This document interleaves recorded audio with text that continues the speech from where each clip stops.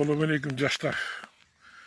Bu geçe men video çıkardım ele Kölbayip boyunca. Ошо жаска комментарийлерге жооп берип коеюнчу.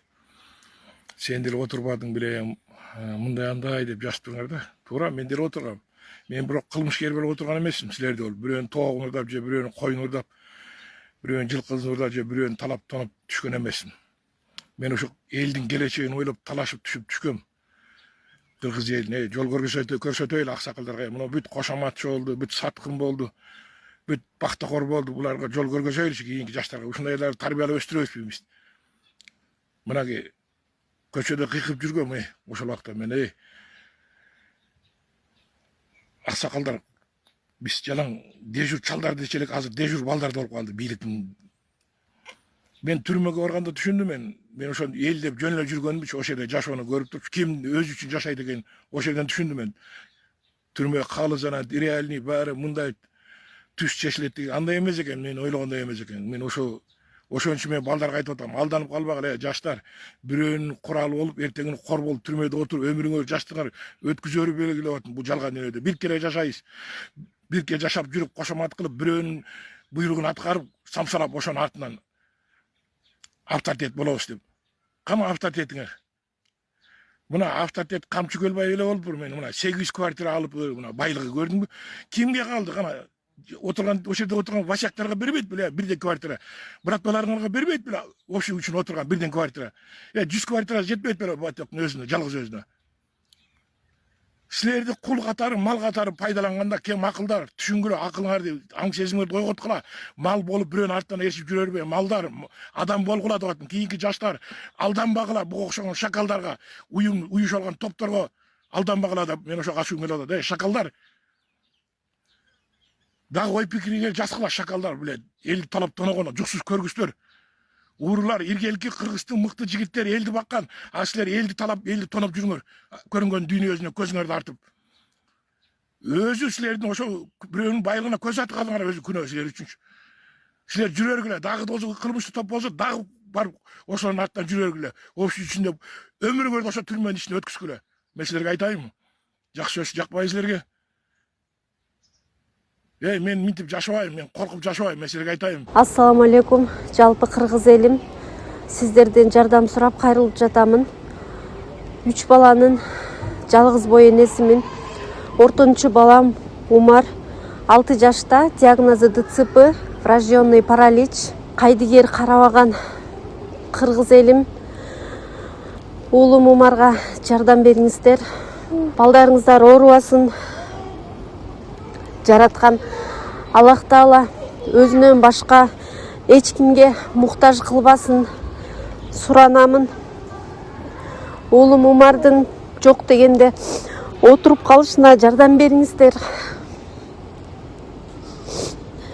Балам жок дегенде өзүнүн тамагын өзү ичкенге жардам бериңиздер, суранамын. Уулум Умарды таштабаңыздар.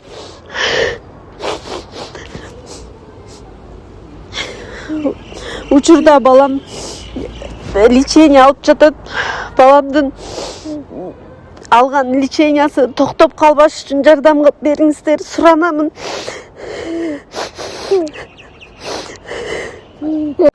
Мен коркуп жашабайм, мен буга сендер айтып жүргөн, мен коркуп жашабайм Кыргызстанга. Мен чындык болуп аткан нерсени көрдүм, айтышым керек, мен жүрөгүм чыдай атат. Мен айтпасам ким айтат? Жаштарга айтып атам, зек дегендер менен сүйлөшпөгүлө, мага да ишенмегиле деп айтып атам керек болсо. Мен өзүм идеалдымын деген жерим жок. Мен мага да ишенмегиле, мен сөзүмө да ишенмегиле деп айтам мен. Зек силер качкыла сүйлөшпөгүлө алар менен деп айтам мен.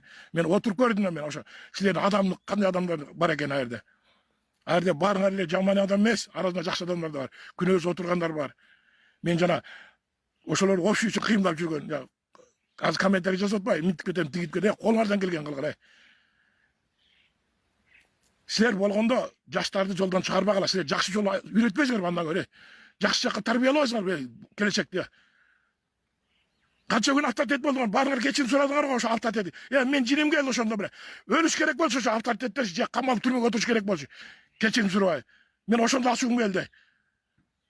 Mınkana erkeksingер, erkek emessingер ошол баары кечирим сурагандар. Өлүп бериш керек болчу бийликтин колуна. Ошо батек тирүү болсо баргандын көтүгөрдү көрмөк беле.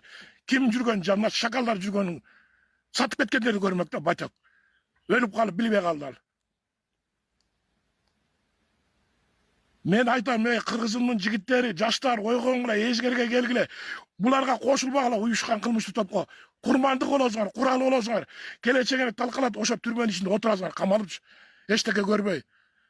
Бу жалган дүйнөнүн рахатын көрбөй өтүп кетесиңер.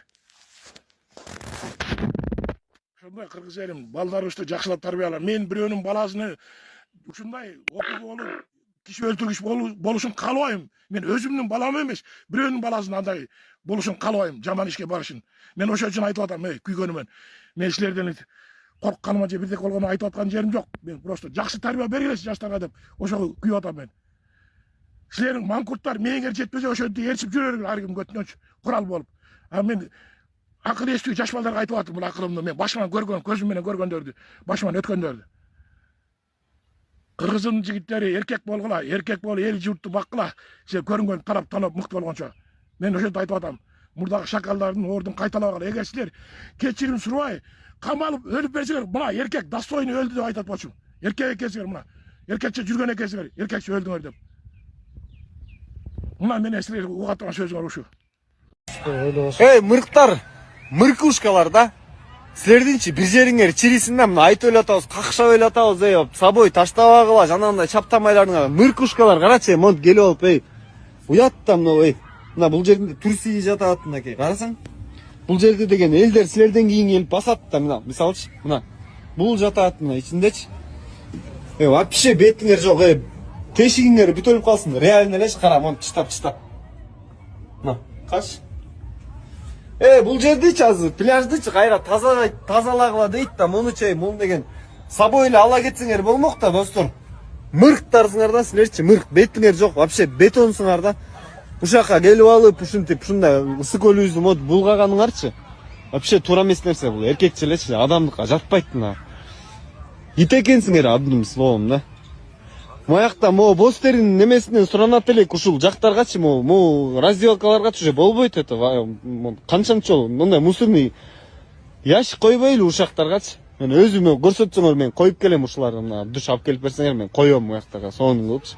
Койбойлу, кантип болсун, маяка канча деген адам кирет да, жатат да, Ай, блин. Могу 75чилердин каты деп эле сүйлөп атат го. Ошол эмне?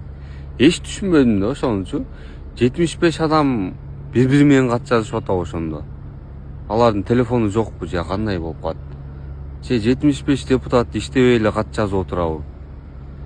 Эч түшүнбөдүм да, мында оюм жетпей атат да. 75 адам чогулду. Эми чогулбай эле WhatsApp'тан жазышып койсо болбойбу дейм да.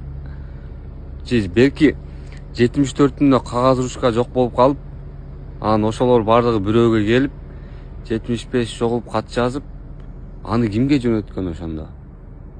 Ушуну эч эркекче түшүнбөдүм да, ошону билгендер жазып койгулачы, мен вообще түшүнө албай аттым да ушунчу.